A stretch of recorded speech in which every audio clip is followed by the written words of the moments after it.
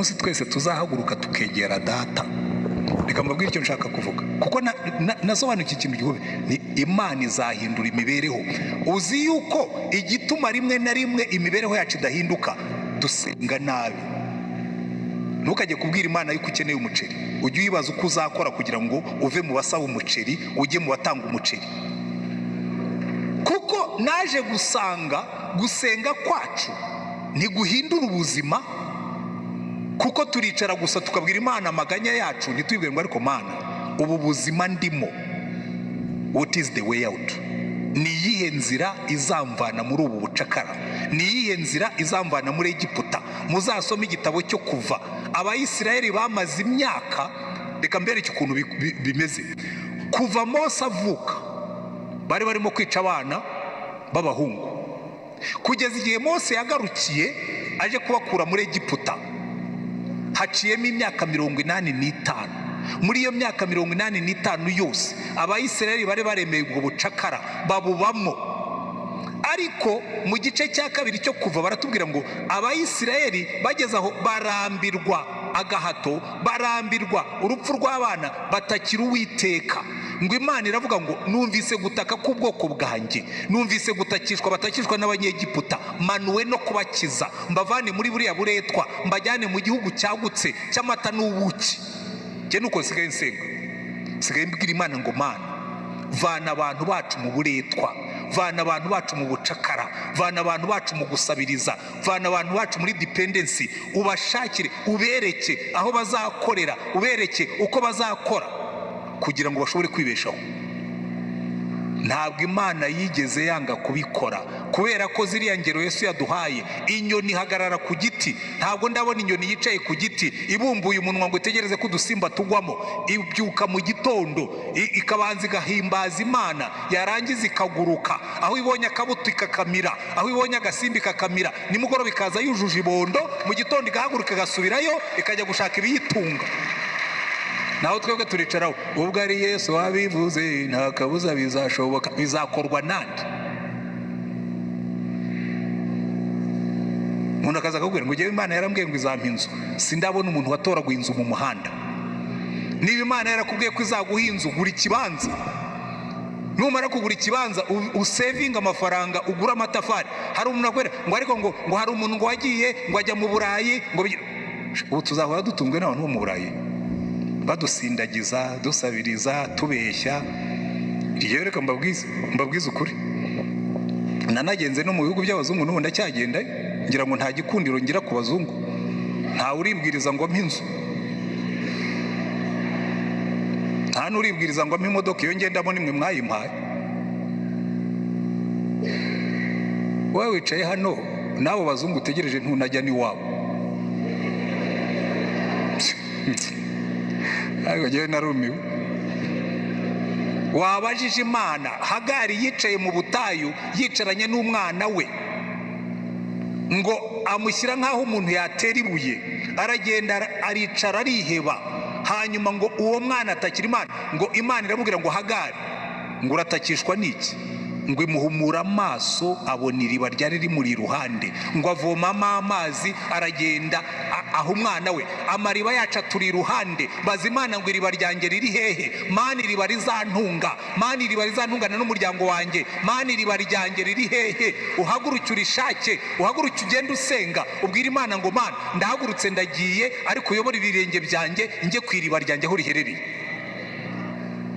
Ibintu byo kujya tubahungaho gusaba. Muzarebe muri Bibiliya basengaga amasengesho ahindura ubuzima. Reka ndangirize kuri uyu nguyu dusenge. Muzi mu gitabo cy'Ingoma ya mbere ibice 4 habamo umuntu witwa Yabesi. Buriya Yabesi mufata nk'icyitegererezo, nubwo harimo n'izindi ngero nyinshi. Ngo Yabesi nyina yamubyariye mu gahinda, agiye no kumwita amwita gahinda. Aramubwira ngo sha, nakubyariye mu gahinda maze witwe gahinda cyangwa mubabaro. Sinzi ikibazo cyari cyabaye kuri nyina. Niba yaramubyaye umugabo yamutaye, niba yaramubyaye bamukoreye cesarienne, wenda bikamubabaza kuko icyo gihe nta za anesthesi zabagaho. Niba yaramubyaye byagenze byari byo, icyo tuzi ni kimwe, ngo yamubyariye mu gahinda. Hanyuma ariko ngo Yabesi arakura. Maze kuba mukuru, muyibuka ko hariho Imana ihindura amateka. Imana ya Isirayeli, noti Imana ya Yakobo, ya yindi yafashe Yakobo yitwaga Yakobo, umuriganya ikamwita Isirayeli, ikamuhindurira izina. Aravuga ngo hari ikintu Imana nshaka kugusaba. Number 1, icyampa ukampa umugisha rwose. Mu yandi magambo, icyampa umugisha ukaba mwinshi ku buryo mu Cyongereza bavuga ngo that you may bless me indeed. Mu Cyongereza iyo wongeyeho indeed biravuga ngo ni ikirashimangiye, kiragaragara, ntigishidikanywa, ngo icyampa ukampa umugisha rwose, n'ababibonye bakamenya ko ndi umunyamugisha. Imana irabireba ngo yes, utangiye gusenga neza. Ubwo utangiye kwanga kuba magorwa, ukaba utangiye kwanga kuba Yabesi kababaro, ukaba utangiye kureka kwifata kwitama, ukaba utangiye gushaka ibisubizo, ukaba utangiye gushaka umuryango ucamo ngo waguke, icyampa ukampa umugisha rwose. Haleluya. Nkunda gakurikiraho, navukiye mu mfunganwa ukagura imbago zanjye. Haleluya. Icyampa ukampa umugisha rwose ukagura imbago zanjye, ukampa umugisha nyine ukagura imbago zanjye. Nimusenge Imana. Niba ucuruza akantu gato wibwira Imana ngo Imana, ndacuruza aka kantu uyu munsi, ariko wagura imbago zanjye. Ndakora aka kazi uyu munsi, ariko wagura imbago zanjye. Ndaba muri aka kazu gatoya, ariko uzagura imbago zanjye. Ndaba muri ubu bukode, ariko ntegereje ko wagura imbago zanjye. Wagura imbago zanjye. Ibintu byo kwakira ngo rega burya ngo twebwe abantu b'Imana ngo turakira, ngo nyine ngo twe duca bugufi. Oya, guca bugufi ntabwo bivuga kwakira ibyo utagomba kwakira. Haba mu mico, haba mu myitwarire, haba mu ki, hari ibyo tutagomba kwakira, hari ibyo tugomba kwimura, hari ibyo tugomba kwanga, hari ibyo tugomba gusezerera. Ukagura imbago zanjye. Hanyuma aravuga ngo ukuboko kwawe kukabana nanjye, ukajya undinda ibibi ngo bye kumbabaza. Ukuboko kukabana nanjye ukanyobora, ukuboko kukabana nanjye kugira ngo undinde ibibi, ukuboko kwawe kukabana nanjye ukandinda ibihombo, ukuboko kwawe kukabana nanjye ukandinda besikoro, ukuboko kwawe kukabana nanjye ukandinda, ariko ukampa umugisha. Icyo mbikundira rero, iyo nkuru ifite uko itangira, ifite n'uko irangira. Baratubwira ngo ni uko Uwiteka amuha ibyo yasabye. Haleluya. Uwiteka amuha ibyo yasabye. Noneho icyavuyemo ni iki? Baratubwira ngo Yabesi yarushaga bene se icyubahiro. Ni iki gituma Yabesi agaragara muri ariya masekuruza? Muze kujyaho muhisomere Ingoma ya mbere ibice 4 kuva ku murongo wa 8. Igituma Yabesi Imana yarandikishije ubwo buhamya bwe nuko Yabesi ari icyitegererezo cy'umuntu watangiye nabi. Atangira bamubyariye mu gahinda, atangira bamwita gahinda. Abana bakajya bamubwira ngo gahinda ngo kakugeze hehe, ngo ndikarakugira mubi. Akababwira ati nimubyihoreresha, navukiye mu gahinda, navukiye mu mfunganwa, ariko se nzarangiriza. None Imana avuga ngo iyi nkuru ya Yabesi nimuyishyire hagati y'aya masekuruza. Abandi bose bagenda bavuga ngo kanaka yabyaye kanaka, rongera byara kanaka, rongera byara kanaka, ariko igeze kuri Yabesi ravuga ngo nimukore zooming, nimukore focus kuri uyu nguyu, kuko hari ikintu kiri special nshaka kwigisha ubwoko bwanjye buzakurikiraho. Yabesi yavukiye mu gahinda. Nawe sinza ko wavukiyemo, nawe sinzi uburyo wabayeho, nawe sinzi uko iwanyu babagaho. Icyo nzi nuko jewe navukiye mu cyaro, naryamye ku misambi niyorosa ikirago, naryamye ku byatsi tusasa imisambi, ariko uyu munsi ndyama kuri matora nkashyiraho n'amashuka. Ariko icyo nenda kubabwira, aya maguru yanjye yagenze kilometero, najyaga mvi Rwamagana nkagizaza n'abandi bana, ariko uno munsi ndagenda n'imodoka. Sindimo kurata ubukire, no. Hari Imana ikuvana hariya aho baryama ku kirago, ikakujyana ikagushyiraho baryama kuri matora bashasheho amashuka bahindura buri minsi ngahe. Mwambwiye ngo amen. Ariko iyo Mana iyo niyo Yabesi yamenye. Aravuga ngo iriya Mana ihindura amateka, iriya Mana ihindura imibereho, niyo ngiye gusanga, niyo ngiye kubwira, kandi singiye kuyitakira, singiye kuganya, singiye gutondagura amago, ngiye kuyibwira ngo Mana mpindurira amateka. Igihe kirageze ngo twimuke. Haleluya. Imibereho yacu nayihinduke. Jewe hari ikintu kimwe rwose maze iminsi bitekereza nkabona, ariko ayo magambo uwo mugabo yambwiye yanteyemo gushakisha aho ibisubizo bigomba kuba biri. Nsanga no mu gusenga kwacu ntitwigeze tugira intentionality yo kuvuga ngo ngiye gushaka uburyo mva muri ubu buzima kandi mbibwiwe n'Imana, inyereka inzira nzacamo, iyimperekezemo, ingeze aho ngomba kujya, ariko inyereke amariba yanjye nyavomemo. Haleluya. Reka amasengesho y'amaganya tuyaveho, tujye mu masengesho ahindura ubuzima, tujye mu masengesho ashaka ibisubizo. Aho kujya kubaza Imana ngo kuki jyewe, ujye uyibaza ngo nkora iki kugira ngo ibi bihinduke. Aho kugira ngo ujye kubwira Imana ngo mfite ibibazo, ujye kubibwira ngo ibibazo nawe urabizi, ahubwo mpa igisubizo cyabyo, unyereke icyo nakora ngo ibi bihinduke, dutangire guhindura ubuzima. Twigane Yabesi, twigane bariya Bayisirayeli batakiye Uwiteka, amateka arahinduka. Twigane Ishimayeli ari mu butayu ngo yatakiye Uwiteka, Imana ihumuranye, nabona amariba yo kuvomamo. Igihe kirageze ngo natwe dutangire gushaka amariba yacu kubwo gusenga. Ayo ni amasengesho abyara ibisubizo, ayo ni amasengesho azana impinduka. Imana ibahe umugisha. Uyu munsi tugiye kwiga inyigisho yindi ikomeye ivuga ngo uduhe ibyo dukena. Ubundi urebye iyi nyigisho tugiye kwiga uyu munsi, umuntu yanakwaza ati ariko se ibi ngibi hari utazi kubisengeraho koko? Hari umuntu utazi gutakira Imana ngo ayibwire ngo Mana uduhe ibyo dukena? Aha rero niho tugiye kubona ikintu gikomeye cyane. Ndagira ngo tubanze dusome amagambo amwe dusanga muri Matayo. Noneho turasoma muri Matayo ibice 6. Turahera ku murongo wa 25. Haravuga ngo nicyo gitumye mbabwira nti ntimukiganyire ngo mutekereze ubugingo muti tuzarya iki, cyangwa muti tuzanywa iki. Ntimwiganyire ngo mutekereze iby'umubiri wanyu ngo tuzambara iki. Mbese ubugingo ntiburuta ibyo kurya, umubiri nturuta imyambaro? Nimurebe ibiguruka mu kirere, ntibibiba, ntibisarura, ntibihunika mu bigega, kandi so mu ijuru arabigaburira nabyo. Mwebwe se ntimubiruta cyane? Ninde muri mwe wiganyira wabasha kwiyunguraho umukono umwe? None se ikibaganyisha imyambaro ni iki? Mutekereze uburabyo bwo mu gasozi uko bumera, ntibugira umurimo, ntibuboha imyenda, kandi ndababwira yuko Salomo mu bwiza bwe bwose atarimbaga nk'akarabyo kamwe ko muri ubu. Ariko Imana ubwo yambika ubwatsi bwo mu gasozi ityo buriho none ejo bakabujugunya mu muriro, ntizarushaho kubambika mwabafite kwizera gukimwe? Nuko ntimukiganyire mugira ngo tuzarya iki, cyangwa ngo tuzanywa iki, cyangwa ngo tuzambara iki, kuko ibyo byose abapagani babishaka, kandi so mu ijuru azi ko mubikwiriye byose.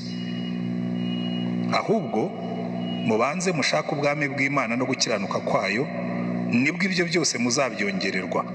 Ntimukiganyire mutekereza iby'ejo, kuko ab'ejo baziganyira iby'ejo. Umunsi wose ukwiranye n'ibibi byawo.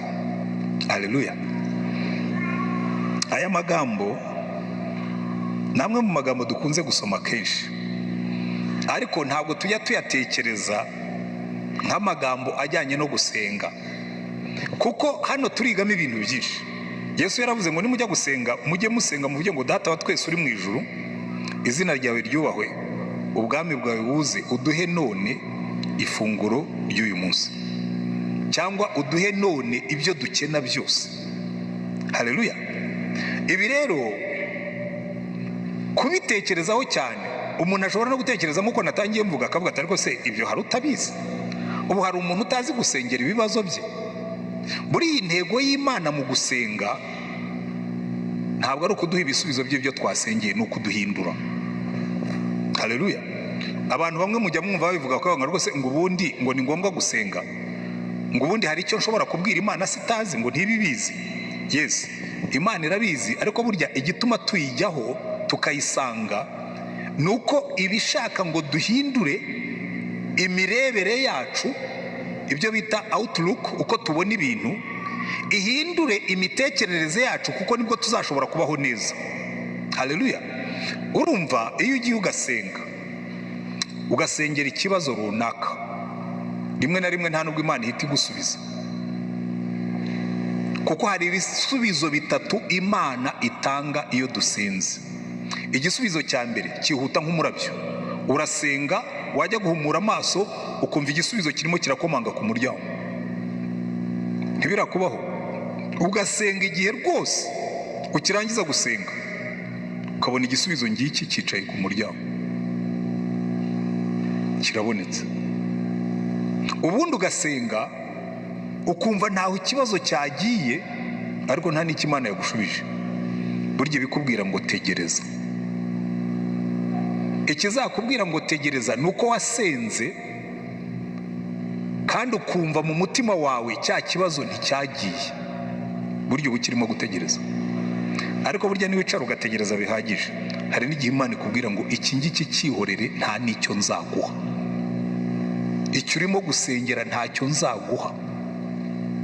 Ikibazo rero kirimo ni ikihe? Muri ibyo bisubizo bitatu dukunda kimwe gusa: tegereza ntawe ijya inezeza. Oya yo ahubwo ishobora no gutuma tuyivaho. Ngo nasenze Imana, ngo ndayisaba, ngo hanyuma ngo ntiyagira icyo ikora, ngo none nyivuyeho, ukagira ngo urayihimye. Ariko Imana yishaka ngo dusenge, kuko gusenga kwacu ku byo dukenera byose bitwegereza Imana. Uko ikibazo gitinda, reka mbabwire ikintu kimwe, uziga iki ngiki. Uko ikibazo gitinda uzakibwira ngo umva wa kibazo, uko utinda hano ndarushaho kwegera Imana. Hari igihe abakunda gusoma muzasoma icyo gitabo nimukibona, mu cyongereza cyitwa screw tape, mu gifaransa cyitwa tactique du diable. Muri tactique du diable hari harimo umudayimoni umwe mukuru yitwaga dayimoni mukuru yitwaga, nibuka ko gatoya kitwaga umudu. Noneho rero icyo kidayimoni gikuru cyitwaga akita uwo muto akita anko. Noneho ako kadayimoni gato kari gafite umuntu gashinzwe kagombaga kumukura kuri Yesu. Noneho rero kakajya gatanga raporo kwa anko. Bucye yaramubwiye ati ariko ndabona raporo zawe urimo urakora amakosa ahubwo azaguhanisha. Uyu uko urushaho kumuteza, urampa raporo y'uko wamuteje ibyago. Ubushize wamuteje ibyago arushaho kwegera duyi. Uwo bita duyi rero kwa Satani ni Yesu. Ubushize wamuteje ibyago arushaho kwegera duyi. Urongera wongeyemo ibindi, raporo wampaye yarushijeho kwegera duyi. Urongera wongeraho ibindi, ararushaho kwegera duyi kubera ibyago umuteza. None reka nkugire inama, niba ushaka ko shefu atazaguhana, mureke umuteze amahoro. Ibyo akora byose bitungane, ibyo agerageza byose bimubere byiza, turebe ko yazamuvaho. Buriya rero Satani niko ajya akora. Iyo uramutse ubizi uko ikibazo kiguma hafi, ugihindura urwego wuriraho wegera Imana, ukabwira ikibazo ngumva rero wa kibazo guma hano. Uko uguma hano ndarushaho kwegera databuja. Uko uguma hano ndarushaho kuryoherwa n'uburyo anyitaho. Hari igihe uzabyuka mu gitondo usange cyagiye, kuko kiravuga ngo uko ndushaho kumuteza ikibazo arimo ararushaho kwegera Yesu. Kuko nta nyungu Satani aba agifitemo yo kuguteza ikibazo iyo abona ikibazo kikubereye urwego rukwegereza Yesu. Ariko benshi ntibabisobanukiwe. Burya ikibazo kunesha kwacu ni ugufata ikibazo ukagihindura stepping stone yo kwegera Imana, ukagihindura urwego wuririraho ukarushaho kwegera Imana. Kuko iyo wabigenjeje gutyo niho uzabona wari wajya gusura umurokore wagize ibibazo, akaba ari wo guha ubuhamya, ukavayo wumva ahubwo yakwigishije. Akabwira ati atuzi bya bindi, ati buriya rwose byambayeho pe, ati ndabanza ndiheba, ati ngeze aho ngaho negera Yesu, ati Yesu arankomeza, atarongera arankomeza, atahubwo nsigaye ndyohewe no kuba ndi muri iki kibazo. Kubera iki? Ikibazo cyamubereye urwego yuririraho arushaho kwegera Imana. Buriya rero iyo dusengera ibyo dukeneye, niyo mpamvu Yesu avuga ngo ariko ngo ntimukiganyire, ngo ntimukiganyire muvuga ngo tuzarya iki, tuzambara iki, tuzanywa iki. Kuko uzi impamvu akenshi ababyiganyira aba anafite ibyo yambaye. None se wagiye gusenga wambaye ubusa? Ushobora kuba ufite inkweto ebyiri warabuze iya gatatu, cyangwa warabuze isa n'umwenda waguze. cyane cyane iyo uri umudamu ugasengera inkweto, ariko ngira ngo inkweto ntibajya bazisengera, barazigura. Ariko menya hari abazisengera kuko hari igihe badafite amafaranga yo kuzigura, reka mbyihorere gutyo. Ariko icyo nenda kukubwira, fata icyo kibazo cyawe ukibwire ngo wakibazo, ngiye kuguhindura urwego runyegereza Imana, sinzongera kwiganyira. Ntabwo nkwiye kujya niganyira, nibaza uko ejo nzaba merewe, nzajya nibuka yo kwihoraho, imenye ibyo byose uko bingwihana, ifite umutima w'urukundo, yishuye ibintu umunezero n'umubabaro,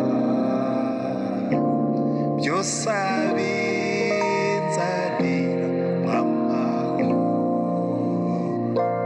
mu munezero n'umubabaro, byose abinzanira amahoro. Urumva uyu muririmbyi yari yarabyumvise neza, aravuga ngo mu munezero no mu mubabaro byose abinzaniramo amahoro. Kubera iki? Uyu nguyu yizeye uko byagenda kose, naho imirima yarumba, naho intama zashira mu bikumba, nta kizambuza kwirata Uwiteka Imana yacu. Haleluya. Iki rero ni ikintu tugomba gusobanukirwa. Buriya iyo turimo gusengera ibyo dukeneye biratuzamura, ndaza kubereka uko bituzamura, mbereke n'igituma bitatuzamura. Biratuzamura kuko Yesu yaratubwiye ngo ibi byose nimubigeramo, ukeneye ibyo wambara, ukeneye ibyo urya, ukeneye aho uba, icya mbere ntuzihebe, ntuziganyire, kuko so wo mu ijuru arabizi yuko ubikeneye. Haleluya. Wenda ashobora gutinda kugusubiza, ariko arabizi. Ariko inyungu izavamo iyo ugiye gusenga ni amahoro Imana itanga. Haleluya. Kuko muribuka mu gitabo cya Samweli, hari igihe umugore witwa Hana, nyina wa Samweli, yagiye imbere y'Imana ngo yari arambiwe ubugumba. Aragenda ajya imbere y'Imana, aravuga. Aho Eli yari yicaye aramureba, aravuga ati ariko uriya mugore agomba kuba yasinze. Igihe yakavugiye agomba kuba yasinze. Araza aramubwira ati madamu, wagiye unywa nkeya cyangwa ukajya ushyiramo amazi? Ubona igihe wagasindira imbere y'Imana. Aramubwira ati rega, njye sindi umugore w'ikigoryi, nsutse imbere y'Uwiteka amaganya yo ku mutima wanjye. Hari imbere y'Imana niho tugenda tugasuka indurwe yose, kuko Imana iratubwira ngo nimuyikoreze amaganya yanyu yose kuko yita kuri mwe. Nkunda ukuntu mu Cyongereza baravuga ngo cast upon him all your cares for he cares for you, ngo nimuyikoreze amaganya yanyu kuko ihangayikishwa namwe. Iyo Imana ikubona ubabaye, iyo Imana ikubona urwaye, iyo Imana ikubona ufite ikibazo, ntabwo ireka kuba so, ahubwo ihangayikishwa n'amahoro yawe. Hari abantu bakubwira ngo none se ngo niba mpangayikishwa n'amahoro yanjye ngo kuki bidahita bikemura? Mwibuke ko twavukiye mu isi yaguye, turi mu isi y'ibibazo, turi mu isi ibamo uburwayi, turi mu isi irimo n'urupfu, turi mu isi irimo n'abanyabyaha. Kuko ibintu bimwe na bimwe bitubaho byanga no guhinduka vuba, ni n'abanyabyaha tubana nabo. Ugasenga Mana kuki ibintu, none se bariya abanyabyaha se mbice? Ihangane, wamaze igihe kirekire musengera ibintu bidahinduka, mwihangane. Ariko nureba neza, nubaza Imana ngo ariko Mana kuki iki kintu kitarimo guhinduka, hari n'ubwo izakubwira impamvu. Ndaje turaza kubireba mu by'imibereho. Hari igihe uzasanga ari ibintu bitavuye ku Mana, bivuye kuri circumstances zigukikije. Niyo mpamvu igihe twasengaga ejo mbabwira nti gusengera igihugu, hari igihe umuntu aba ari umushomeri, ukabwira Imana ariko Mana kuki nabuze akazi, kuki Imana yababwira ekonomi yanyu imeze nabi. mufite imirimo mikeya, nimuyisengere ikuri, kuko kimwe kibyara ikindi. Kumenya Imana nka data no gusengera ubwami bwayo kibyara ikindi kiturimo. Amen. Pawulo yandikiye Abafilipi atera muri iryo rya Yesu, arababwira ngo ntimukagire icyo mwiganyira. Abafilipi ibice 4 umurongo wa 6 n'uwa 7, ntimukagire ibyo mwiganyira, ahubwo ibyo mukena byose bimenywe n'Imana, mubisabiye, mubyingingiye, mushima. Haleluya. Ntimukagire icyo mwiganyira, ahubwo ibyo mushaka byose bimenywe n'Imana, mubisabiye, mubyingingiye, mushima. Nk'undi uyu murongo wa 7 gukurikiraho ngo nuko amahoro y'Imana ahebuje rwose ayo umuntu yamenya azarindira imitima yanyu n'ibyo mwibwira muri Kristo Yesu. Kuko iyo usutse imbere y'Imana ibyari bikuremereye byose. Hana yabwiye Eli, aramubwira ati nsutse imbere y'Uwiteka amaganya yanjye. Hera aramubwira ngo genda Uwiteka guha icyo wasabye, kandi kuko niko byagenze. Kandi yari amaze imyaka byaranze, ariko mu gihe gikwiriye, igihe Imana yagennye, iravuga ngo taka cyane kuko iki nicyo gihe cyawe cyo gusubizwa. Hera mwaturaho ijambo rihinduka ubuhanuzi. Haleluya.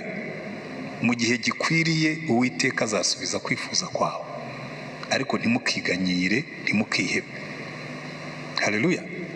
Buriya rero ubundi turanibeshya kuri iri sengesho. Abantu benshi bazi ko buri muntu wese azi gusengera ibyifuzo by'ubukene, ariko buriya reka nze kubereka ukuntu twibeshya. Ubundi ikibazo gikomeye dufite, abantu benshi barasenga ariko ntibahindurwe n'isengesho ryabo basenze. Kubera iki? Arasenga akava imbere y'Imana akimeze nk'uko yaje. Ntimukagire icyo mwiganyira, ahubwo ibyo mwifuza byose bimenywe n'Imana, mubisabiye, mubyingingiye, mushima. Nibwo amahoro y'Imana arenze cyane ayo umuntu yamenya azatwarira mu mitima yanyu. Abantu benshi bajya imbere y'Imana bagasenga, basohoka bagasohoka uko baje, ntabwo bahindurwa no gusenga kwabo. Kubera iki? Icya mbere, usanga abantu barasenga, Imana ikadusaba kuyikoreza imitwaro yacu, ahubwo tukayisenga tuyikoreye. Kavuga ati ariko iyo mitwaro wayimpaye nkayigutwaza. Siko Yesu yavuze ngo abarushye n'abaremerewe muze mu nsange ndabaruhura. Muri Petero wa mbere ibice 5 umurongo wa 7 akatubwira ngo muyikoreze imitwaro yanyu yose. Aho kugira ngo Yesu aturuhure ukava imbere y'Imana, ndabizi neza n'ubu wazana icyuma gipima imitwaro abantu batwaye ku mitima, tugiye gusenga. Ariko imitwaro wikoreye nshobora kubibabwira ntabeshya, uwazana icyuma gipima nkabategera hariya ku muhanda cyangwa hariya ku muryango, nkavuga ni wacyuma we upime umuntu usubiranye umutwaro we, cyavuga. Kubera iki? Tujya imbere y'Imana, yatubwiye ngo nimunyikoreze imitwaro yanyu yose, ibyo nimubinsigire mbaha amahoro, ugasohoka ntayo utwaye. Kubera iki? Wasenze wikoreye imitwaro, ntabwo wigeze uyitura. Nta nubwo wigeze uyisezeraho ngo wibwire ngo umva wa mitwaro wa mahoro make we, ndagusezeye, ndakwirukanye, nunagaruka ndongera ngo usubize hahandi. Kuko hari ibintu uta mu mazi ushaka kubiroha bikanga kugenda. Wari wata ibintu muri toilette waflashinga ngo bigende bikiyangira, ukongera ugaflashinga bikanga, ukongera ugaflashinga bikanga. Hari ibintu dushyiraho kuri muri Yesu bikanga kugenda, bikakomeza bikagaruka. Buriya na kamere ni kwimera. Kandi buriya rwose kamere, hari umugani twajyaga duca kera aho twakoraga muyeyi ngo ifuni ihamba kamere ihora ku rutugu. Ifuni ihamba kamere ihora ku rutugu, urayihamba wataha ugasanga yagutanze mu rugo.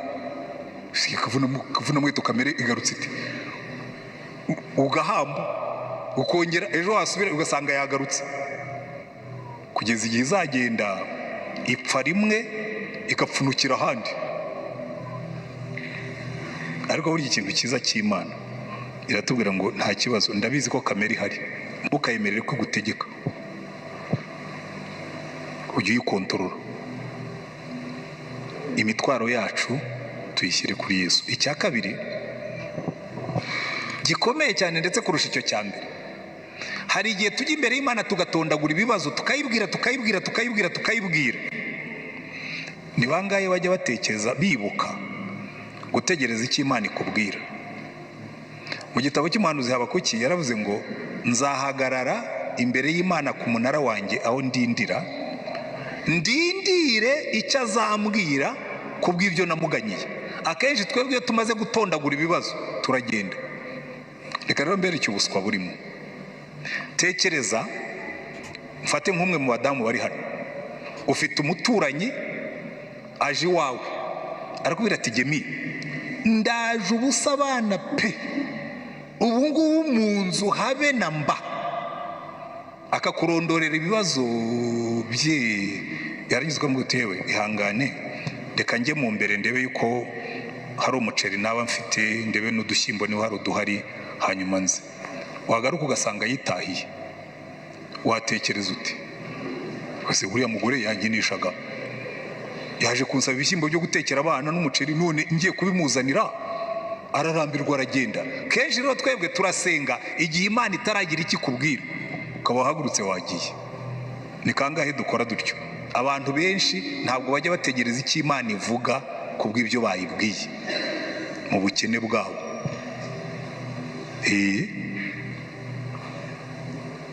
Icyo nicyo kintu gituma gusenga kwacu rimwe na rimwe tudagukuriramo ngo umenye kwicara imbere y'Imana uyitegereze. Uhava uvuga ngo nzi neza ko iki kintu nagisengeye kandi hari icyo Imana yakivuzeho. Hari ubwo uzaza hano wasengeye ikintu, nibatangira kwigisha wumva baravuga ibintu byawe, wumva igisubizo cyawe kirimo. Hari ubwo uzaza hano wasengeye ikintu, nujya mu modoka wumva indirimbo irimo irasubiza ikibazo cyawe. Hari ubwo uzaza hano usenge, ujye kurangiza gusenga wumva ibisubizo birimo kwitendeka mu mutwe wawe biza. Ngewe ntabwo Imana ijya ivuganira nanjye mu nzozi, niyo ndose ndabyibagirwa, meze nka Farawo. Inzozi zanjye we nako nka Nabukadineza, niyo ndose ndabyibagirwa, kereka haje ba Daniyeli bakaza kubinyibutsa. Inzozi ndazirota nkazibagirwa, ntabwo Imana ivuganira nanjye mu nzozi. Ni rare rwose mbaza inshuro Imana yambwiye ikintu mu nzozi kikabaho, ni nka rimwe cyangwa kabiri ku myaka yanjye 60 n'iyindi. Ariko iyo maze gusenga nshobora kwicara ndimo gusenga ikintu cyangoye cyandemereye, cyangwa namara gusenga nkicara nkatuza, kuko njyewe niko nsenga.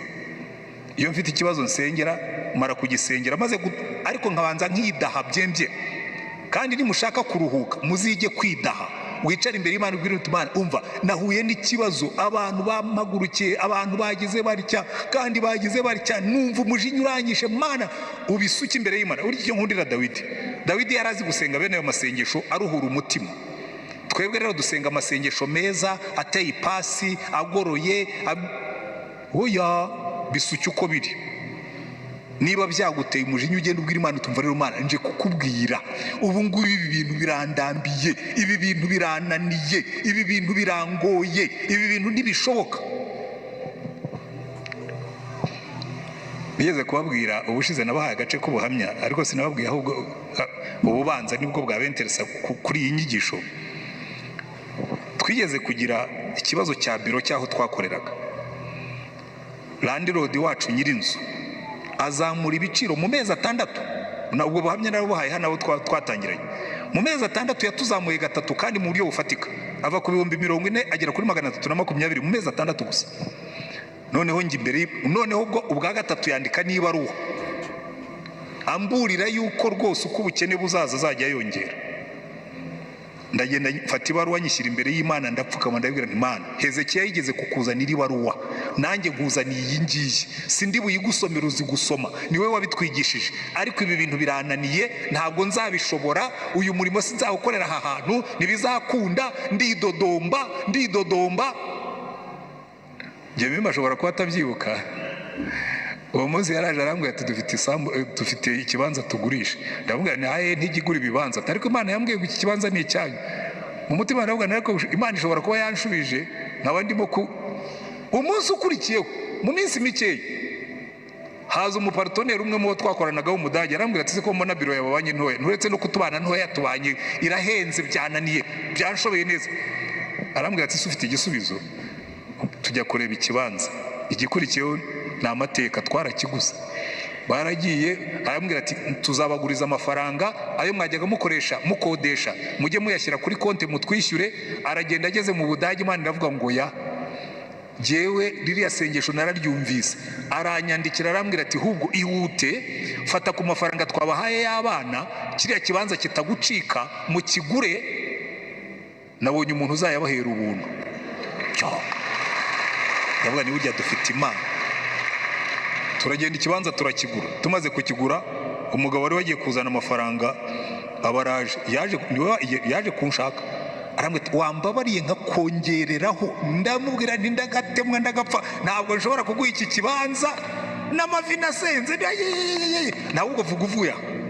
Rero icyo mbabwira, hari igihe usenga, igihe urangiza gusenga Imana ikavuga ngo amuhera naje, ariko ujye utegereza wumva icyo Imana ikubwira. Ntukagende Imana itaravuga, ko hari igihe usenga mu gihe gitoya Imana ikurikije uko ikibazo giteye ikihutira kugusubiza. Uwo mudamu nyirinzu yanzaniye preavi yo kongera kuzamura. Ndamubwira ni madame ntiwigore, ahubwo nanjye nendaga kuba preavi yuko tugiye, ikibazo kiba kirarangiye, tuba twimutse. Icya gatatu ndagira ngo tugane ku musozo. Ikibazo tujya tugira iyo turimo gusengera ibibazo bya tuzabaho dute, tuzatungwa n'iki. Akenshi iyo Imana itinze kudusubiza tumera nk'ihene, tumera nk'ihene. Buriya Yesu yigeze gukoresha ikigereranyo aravuga ngo ihene n'intama, ngo intama nzazishyira iburyo, ihene nzishyira ibumoso. Buriya uzafata ihene ishonje wizitura umugozi immediate, ntabwo izategereza ko uyijyana, izishugura iki.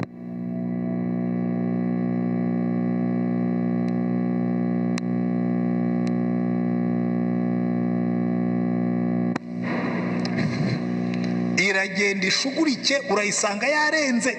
Natwe rero kenshi ni uko twitwara. Iyo Imana itinze gusubiza turisubiza. Ibintu byinshi mba bifiteho ubuhamya, burya gusaza ni byiza. Sara yasengeye umwana we na Aburahamu. Imana yarabahaye n'isezerano, irababwira ngo Aburahamu nge nzaguha umwana kandi uwo mwana azava mu rukiryi rwawe. Arataha ageze mu rugo, kandi ubwo amaze kurahirana n'Imana isezerano. Yakase inka, akata intama, akata ihene, akata n'inyoni bacamo. Iyo ndahiro yitwaga indahiro y'amaraso, ivuga ngo nindamuka nishira isezerano ijosi ryanjye rizagende nk'iry'izina. Imana irabireba iravuga ngo Aburahamu, ndahirana na Aburahamu, iramureka arinda igitambo. Bigejeje nimugoroba iramusinziriza, irazicamo yonyine iragitwika kugira ngo ataza kwibeshya agacamo, kuko yacamo chapter ikurikiyeho yagombaga gupfa. Biba muri chapter ya 15 mu ya 16. Hagara aramubwira ati bya bintu nako Sara aramubwira ati bya bintu urimo ni biki? Ngo Uwiteka ngo mwarahiranye isezerano ryitwa ngo iki? Ngo izaguha umwana imukuye he? Dore yanyimye umwana none ndashaje, ngo fata Hagari w'inkumi umbyarire umwana mukikire, tumwadobute tumwitirirwe, umvaneho amashyengo. Aburahamu arareba ataho kugira ngo ashwane n'umugore, afata Hagari aramurongora. Umwana baramushuguritse. Hanyuma Hagari amaze gutwita asuzugura nyirabuja. Reka mwira abagabo muryamana n'abakozi, shabu ry'iyo waryamanye n'umukozi, umukozi waryamanye na patro asuzugura nyirabuja rwose. Akamubwira ati rega buriya madame twembi turasasa kandi wowe urashaje. Buriya Hagari yajya kuvuga ati rega madame twembi turasasa kandi wowe urashaje. Atangiye kumubwira ati jya kuvoma, ati jyewe njya kuvoma, aterega ntwite inda ya patro, jya kuvoma wowe ufite imbaraga, jyewe ngunda twite mfite maleze. Sara aragenda abwira umugabo ati urabona agasuzuguro kuriya mukobwa niwe wakazanye. Aburahamu aramubwira ati uranteye, uriya muja n'uwawe ni nawe wamunzaniye, none mukoresha icyo ushaka. Sara buriya ikindi kintu abagabo bagiye bakoraho amakosa, umugore warakaye ntuzamuha umukozi ngo amukoreshe icyo ashaka. Wigeze kumva irwamagana umugore yigeze gutwika umukozi? yamutwika ureba mubona yarakaye ujya uhagarara hagati. Sara afashe wa mugore utwite, ntiyagira n'impuhwe z'uko babanye, ntiyagira n'impuhwe y'uko ari we wamuzanye, ntiyagira n'impuhwe ko ari we wamuhaye umugabo. Ariko uriya mwana w'umukobwa baramusagariye, aramubwira ati umva, ntazongera kukubona hano, n'impumuro yawe sinzongere kuyumva muri iyi nzu. Aramumirira aragenda, n'inda atwite, habe n'impuhwe. Aragenda, ariko ageze mu nzira burya Imana ni inyampuhwe. Iramubwira ngo Hagari, muja wa Sarayi, uravaho ukajyayo? Ati mpunze mabuja. Ati katusubireyo kandi ujye umwumvira, uvaneho ubwo bushinzi bwawe bwo gushinga ijosi no guhangana nawe, genda usubireyo ujye umwumvira. Asubirayo abyara umwana. Aburahamu afite imyaka 86 yabyaye umwana w'umushugurikano witwa Ishimayeli. Imana iraceceka, agejeje ku myaka 100 nibwo yagarutse. Imyaka 13 nta kimuvugisha, babyara Isaka. Amaze kumubyara Sara, ariko Imana izabumugisha Sara, nako yarumuhaye kuko yagiye kera.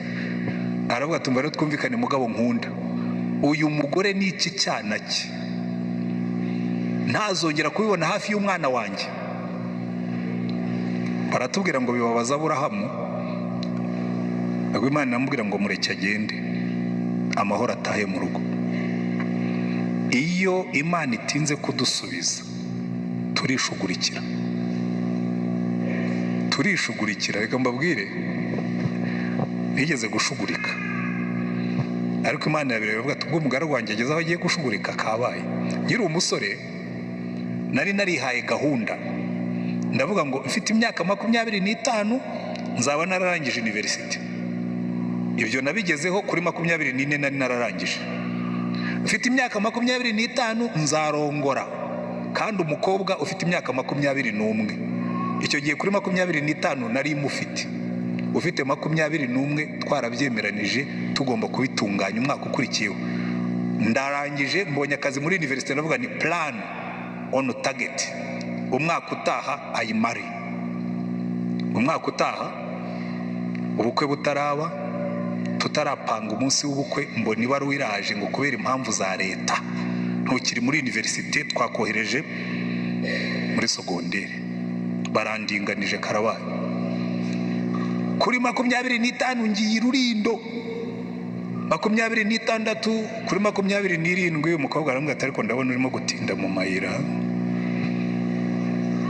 antera karite ruje. Ndamuherekeza arongorwa n'undi muhungu,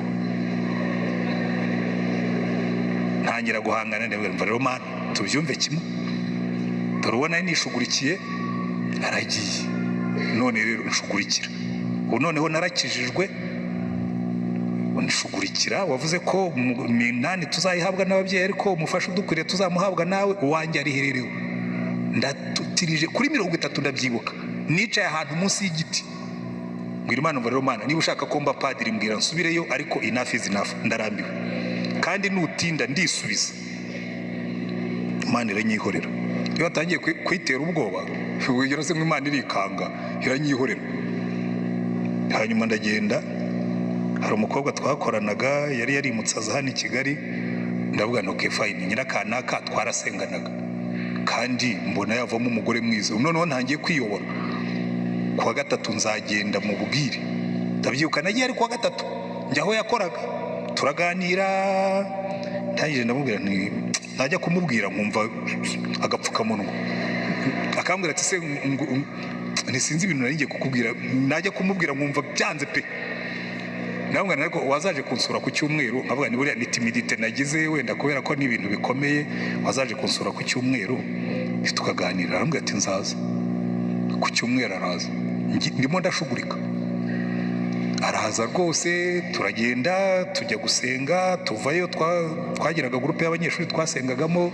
Tuvayo turamanuka tujya iwanjye n'abandi basore twabanaga, turarya. Turangije basore baravuga ati apure uyu mukobwa agomba kuba yaje gusura Antoine, si twayasuye. Bigira mu byumba byabo, dusigara twicaye muri salo. Dufata intebe, hari igiti cyabaga mu rugo aho ngaho, tuzitera hanze ngo twiganirire nyine twisanzuye. Ko nkiri umusore nafite principe ko nta mukobwa uzinjira mu cyumba cyanjye, kandi nta wigeze akinjiramo. tujya hanze twicara munsi y'igiti. Ati reka rero ngutere story nkubwire inkuru, ndikagira inkuru. Ati kuwa gatanu habaye iki? Ati kuwa gatanu, ati nyine hari umuntu nabwiye Yesu. Ndicara ndavuga nti hari umuntu nabwiye Yesu. Ni ngaho mbwira inkuru rero. Aramubwira ubwo niko nanjye icyifuzo kirimo kwiyevapora nyine cyarangiye. Aramubwira, hanyuma arangije arambwira ati se we wanshakiraga iki? Ndavuga ngo rero nkubwire, singiye kukubeshya, nanjye nibyo nashakaga kukubwira, ariko ubwo wemereye undi ubwo ni ikimenyetso yuko atari wowe. Ngo iyo ubimbwira cyageze kuwa gatatu, ni uriya ni hari ukuntu Imana yabigenjeje. Ni kuko rero nasenze ndayibwira ngo niba atari byo, ni burya nibyo nendaga kukubwira bikanga kuza. Ubwo rero nuko byagenze, aciye nzira nanjye ndategereza, ndicara mbwira Imana rero noneho Mana aho bigeze sinzongera no kuzana iki cyifuzo imbere yawe, ngiye kugutegereza, waza utinze waza utebutse, ako ni akazi kawe. Ngiye mu byawe nawe ujye mu byanjye. Haciyeho iminsi abasore twasenganaga bagemeyemo baranabazi, umusore witwa Rwandanga Daniel, ngira ngo naba Ariyeti baramuzi. Aragenda ava iyo yabaga i Nyagatare, kuko abasore benshi twasenganaga azira urindo kunsura. Araza arambwira ati nkuzaniye inkuru nziza. Nikagira inkuru ntiyihe. Ati twaragusengeye ejo bundi, ati turasenga kabisa ijuru riramanuka, ati kandi abandi bambwiye ngo nze nkubwire ngo igisubizo cyawe kiri hafi kuruta uko ubitekereza. Ntikimbwire rero, arabimbwira nyine, ibisigaye ni amateka muramuzi. Ubu rero ariko icyo nendaga kubabwira, iyo Imana itinze, Satani aduha temptation yo kwisubiza, akaduha temptation yo kwishugurikira, ugashaka kwishakira ibisubizo, kandi Imana ikubwira ngo ariko se urirukanwa n'iki? Uwawe ndacyamutunganya, ndacyamusiga, nimutwikurura uzabona nyine ko ntakubeshyaga. Kandi ubu ngubu harigihe nicara nkavuga ni kabisa this God. Hari umuntu twajyaga dusengana cyane bavuga ngo this God, twamwitaga this God kuko yavugaga icyongereza cy'ikinyarwanda. This God is our God. Iyi Mana niyo Mana yacu, ngo kandi izatuyobora kugeza mu rupfu. This God wagendanye nayo cyane. Yakobo yaranditse ngo usaba wese abe yizeye kandi adashidikanya, kuko umuntu ushidikanya ngo anamuka mu nzira ze zose. Haleluya. Kuko iyo usenga ushidikanya unamuka mu nzira zawe ukishugurikira. Buriya rero n'ibi bintu by'imibereho n'ibindi, icyo Imana ibishaka kutwigisha urabisengera bigatinda kuza, ariko ikaba irimo kukwigisha kuyizera. Kandi mu Baheburayo bakatubwira ngo uwegera Imana akwiye kwizera kwiriho kandi kwigororera abayishaka. Amina. Yewe njya nibaza, ndashoje, hariya njya nicara nkavuga ariko buriya ntidushobora kuba dusenga nabi. Umuntu umwe w'umunyapolitike yigeze kumbwira ijambo rirambabaza. Arambwira ngo ariko jye kuko muvuga ngo Imana ni so, ngo buri Imana ntiyateshutse inshingano zayo. Ni kubera iki? Ngo icyambere uzareba abarokore, ngo abantu ba mbere bakennye muri iki gihugu ni abasenga. Ndabitekereza ndavuga ariko umenya harimo ikintu hano. Arangira arambwira ngo kandi namwe mumeze neza, ngo mwigendera uko mushaka. Nza gusanga koko izo kategori ebyiri zirahari. Twebwe Imana imaze kuduha umugisha, tuba abarokore bigendera uko dushaka, twigendera uko dushaka, tukavuga uko dushaka, tugakora ibyo dushaka, kuko Imana yaduhaye umugisha. Ariko n'uburokore tutaburetse. Ba bandi bakaba mu bukene kandi bafite imana. Igeze ndabitekereza namwe, ariko ntiwambwiye ko nawe kera iwanyu bari abaporoso? Ati ntega nkubwira ikintu, ntuzi umugani w'umwana w'ikirara. Ati ni bamwe rero babaye abana b'ibirara muri sansi imwe. Bamwe turacyarya ubukungu Imana yaduhaye, harimo wowe wize Sunday school, none Imana wayiteye umugongo, urimo uravuga ko yananiwe inshingano. Ubwo itakwishura urimo uravuga ko yananiwe inshingano, ubwo itagukenesheje yananiwe inshingano. Yaragukijije urangije, urimo urarya ubutunzi yaguhaye utayitayeho. Umwana w'ikirara. Ni n'abariya bandi bo bageze kuri stage ya nyuma, baragiye ingurube. Umunsi twese tuzahaguruka tukegera data. Reka mbabwire icyo nshaka kuvuga, kuko nasobanukiye ikintu gikomeye. Ni Imana izahindura imibereho. Uzi yuko igituma rimwe na rimwe imibereho yacu idahinduka, dusenga nabi. Ntukajye kubwira Imana yuko ukeneye umuceri, ujye wibaza uko uzakora kugira ngo uve mu basaba umuceri ujye mu batanga umuceri. Kuko naje gusanga gusenga kwacu ntiguhindura ubuzima, kuko turicara gusa tukabwira Imana amaganya yacu, ntitwibwire ngo ariko Mana, ubu buzima ndimo, what is the way out? Ni iyihe nzira izamvana muri ubu bucakara? Ni iyihe nzira izamvana muri Egiputa? Muzasome igitabo cyo Kuva. Abayisiraheli bamaze imyaka, reka mbereke ukuntu bimeze. Kuva Mose avuka bari barimo kwica abana b'abahungu, kugeza igihe Mose yagarukiye aje kubakura muri Egiputa. Haciyemo imyaka 85. Muri iyo myaka 85 yose Abayisiraheli bari baremeye ubwo bucakara, babubamo. Ariko mu gice cya kabiri cyo Kuva baratubwira ngo Abayisiraheli bageze aho barambirwa agahato, barambirwa urupfu rw'abana, batakira Uwiteka. Ngo Imana iravuga ngo numvise gutaka k'ubwoko bwanjye, numvise gutakishwa batakishwa n'Abanyegiputa, manuwe no kubakiza, mbavane muri buriya buretwa, mbajyane mu gihugu cyagutse cy'amata n'ubuki. Njye nuko nsigaye nsenga, nsigaye mbwira Imana ngo Mana, vana abantu bacu mu buretwa, vana abantu bacu mu bucakara, vana abantu bacu mu gusabiriza, vana abantu bacu muri dependency, ubashakire, ubereke aho bazakorera, ubereke uko bazakora kugira ngo bashobore kwibeshaho. Ntabwo Imana yigeze yanga kubikora, kubera ko ziriya ngero Yesu yaduhaye. Inyoni ihagarara ku giti, ntabwo ndabona inyoni yicaye ku giti ibumbuye umunwa ngo itegereze ko udusimba tugwamo. Ibyuka mu gitondo ikabanza igahimbaza Imana, yarangiza ikaguruka. Aho ibonye akabuto ikakamira, aho ibonye agasimbi ikakamira, nimugoroba ikaza yujuje ibondo, mu gitondo igahaguruka igasubirayo ikajya gushaka ibiyitunga.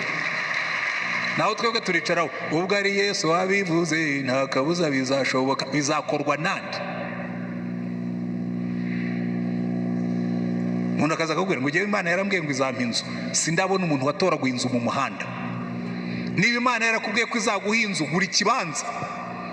Numara kugura ikibanza usevinga amafaranga, ugura amatafari. Hari umuntu akwera ngo ariko ngo hari umuntu ngo wagiye ngo ajya mu Burayi ngo ubu tuzahora dutunzwe n'abantu bo mu Burayi badusindagiza, dusabiriza, tubeshya. Iyo reka mbabwize ukuri, nanagenze no mu bihugu by'abazungu, n'ubu ndacyagenda, ngira ngo nta gikundiro ngira ku bazungu. Ntawe uribwiriza ngo ampe inzu,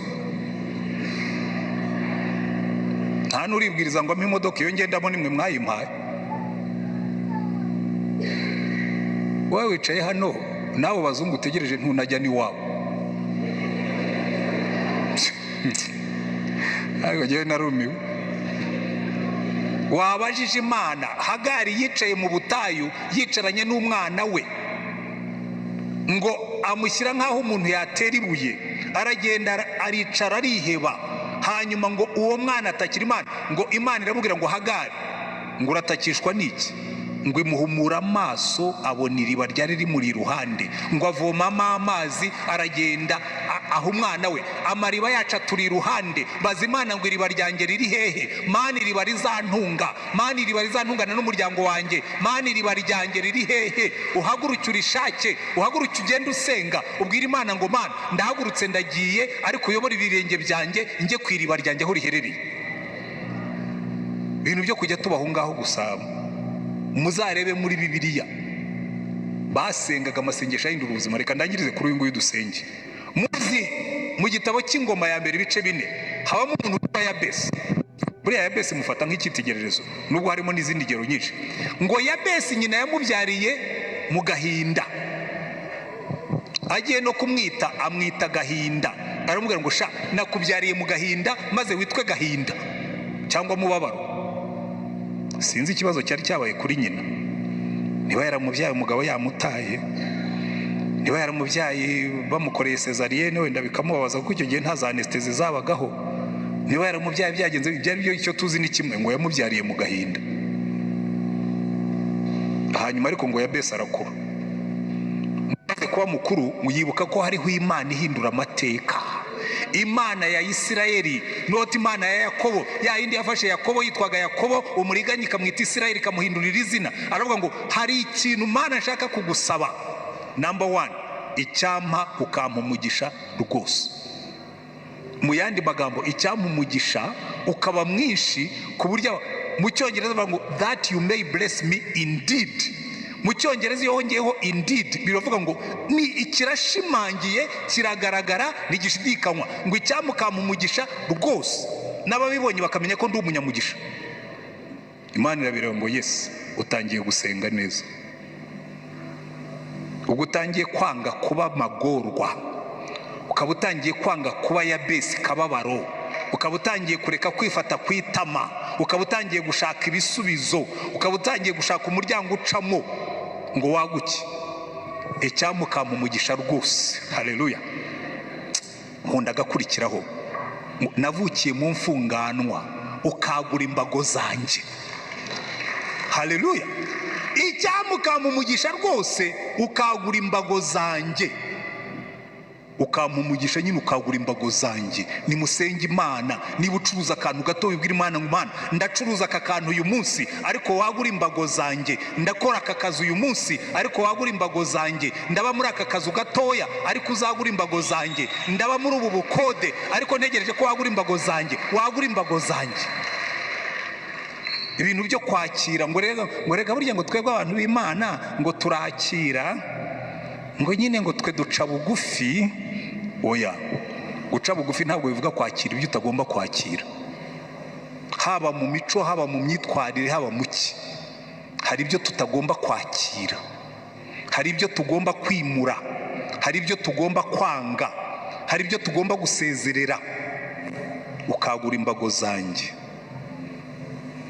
Hanyuma aravuga ngo ukuboko kwawe kukabana nanjye, ukajya undinda ibibi ngo bye kumbabaza.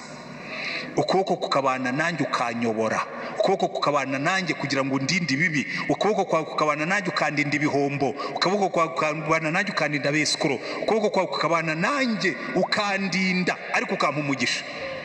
Icyo mbikundira rero, iyo nkuru ifite uko itangira, ifite n'uko irangira. Baratubwira ngo nuko Uwiteka amuha ibyo yasabye. Haleluya. Uwiteka amuha ibyo yasabye. Noneho icyavuyemo ni iki? Baratubwira ngo Yabesi yarushaga bene se icyubahiro. Ni iki gituma Yabesi agaragara muri ariya masekuruza? Muze kujyaho muhisomere Ingoma ya mbere ibice 4 kuva ku murongo wa 8.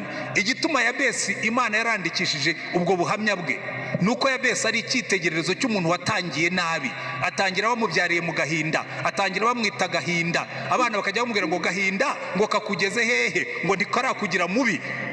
Akababwira ati nimubyihoreresha, navukiye mu gahinda, navukiye mu mfunganwa ariko siho nzarangiriza.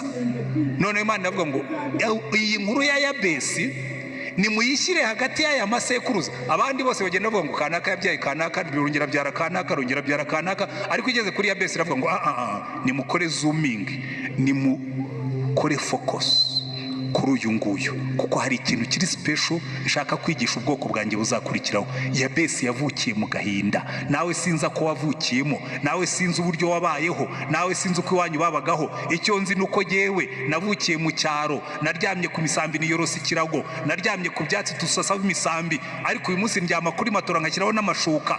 Ariko icyo nenda kubabwira, aya maguru yanjye yagenze kilometero, najyaga mvi Rwamagana nkagizaza n'abandi bana, ariko uno munsi ndagenda n'imodoka. Sindimo kurata ubukire, no, hari Imana ikuvana hariya aho baryama ku kirago, ikakujyana ikagushyira aho baryama kuri matora bashasheho amashuka bahindura buri minsi ngahe. Mwambwiye ngo amen. Ariko iyo Mana iyo niyo Yabesi yamenye, aravuga ngo iriya Mana ihindura amateka, iriya Mana ihindura imibereho, niyo ngiye gusanga, niyo ngiye kubwira, kandi singiye kuyitakira, singiye kuganya, singiye gutondagura amago, ngiye kuyibwira ngo Mana mpindurira amateka. Igihe kirageze ngo twimuke. Haleluya. Imibereho yacu nayihinduke. Jewe hari ikintu kimwe rwose maze iminsi bitekereza nkabona, ariko ayo magambo uwo mugabo yambwiye yanteyemo gushakisha aho ibisubizo bigomba kuba biri.